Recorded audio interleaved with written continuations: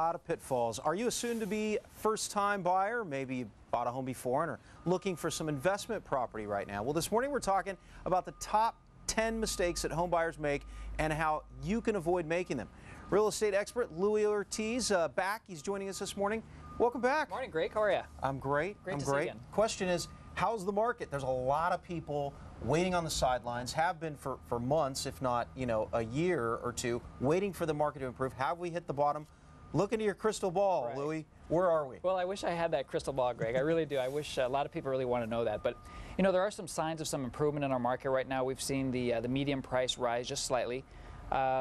Some economists are saying that we have hit bottom. My personal opinion is I don't feel that we have. I just feel that there's too much inventory out there, and I'm still seeing a lot of price declines in a lot of areas around the county. So if we haven't, should we be buying now? Or should we be waiting for prices to go down even further? Well, timing the market is very difficult. Nobody really knows when the market has hit bottom until prices start to go up again. So if there's people out there looking for houses, I would definitely encourage them to look and buy now because, it may be too late. Okay, so what's the biggest mistake? We're going to talk about the top 10 mistakes, the biggest mistake that home buyers make. Well, there's actually, I came up with 10. I'd like to start with number 10.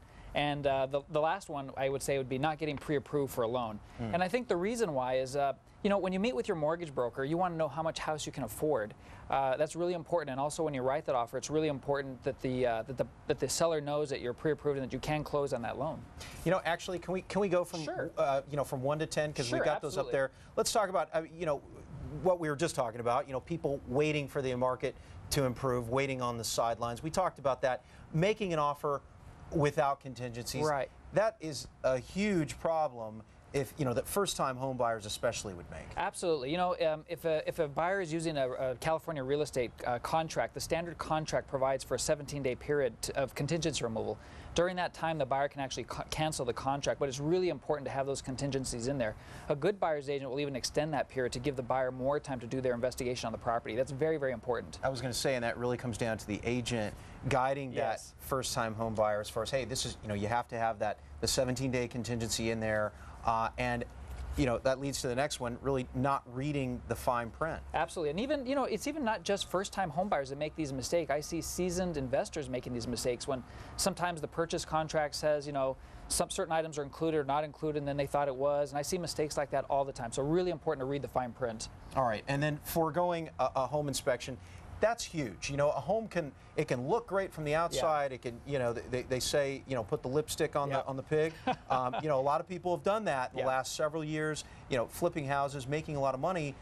But you really got to get that home inspection. Greg, I cannot stress that enough. So many times I see buyers going to property and they may have one inspection done, but maybe they don't have a pest inspection done or a mold inspection done. It's so important that those inspections are done and get multiple inspections. If something comes back in those inspections, I also encourage people to get estimates for those repairs. The inspector might say, oh, that's an easy fix, but when the contractor comes in, it could be quite an expensive ordeal. So really important. And that leads to your next one. I mean, people fall in love with the house. They love the way it looks, and they're judging by their emotion, their heart, and they don't want to let it go. Even when the inspection will come back and say, hey, you've got about $50,000 worth of repairs here. Well, we find that so many people buy on emotion, and that is a part of real estate. But really, people need to really do their homework and really make a sound judgment. Make a lot of decisions, sleep on their decision, don't make a rash decision just because they have an emotional connection with a property. Yeah, and a lot of people do this next one. They've done it for several years, not as much anymore, but buying a house you just simply can't afford. A few years ago that used to happen a lot, and just because a mortgage broker is willing to give you a loan, it really doesn't mean that necessarily you should go out and buy that house. I mean, no more than 30% of your gross income should be going towards that mortgage payment. So really, buy something that you can afford.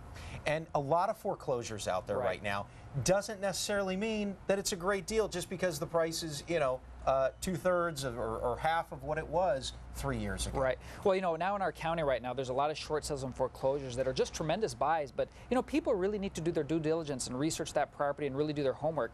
Sometimes those foreclosed properties, they need major repairs or roof work and such, and people get so excited because they see that great low price, but then they don't do their work to really research the property. So again, very, very important, and that can be a very big mistake. And it's key to know the neighborhood you're buying. Yeah, and when people are looking at neighborhoods, one of the mistakes that I see buyers make is they'll you know, maybe they work and they go and they visit the neighborhood on the weekend, they see the park, but maybe they don't go there at 8 o'clock in the morning or at night. And I would encourage them to go to that neighborhood at different times of the day so that they can really get a better sense and feel for the neighborhood. And we really quickly, we're out of time, but you know, thinking short term and not getting pre-approved before you go out, it's just, it's a waste of time for everybody. Yes, absolutely. All right. Louie Ortiz. Good to see you again.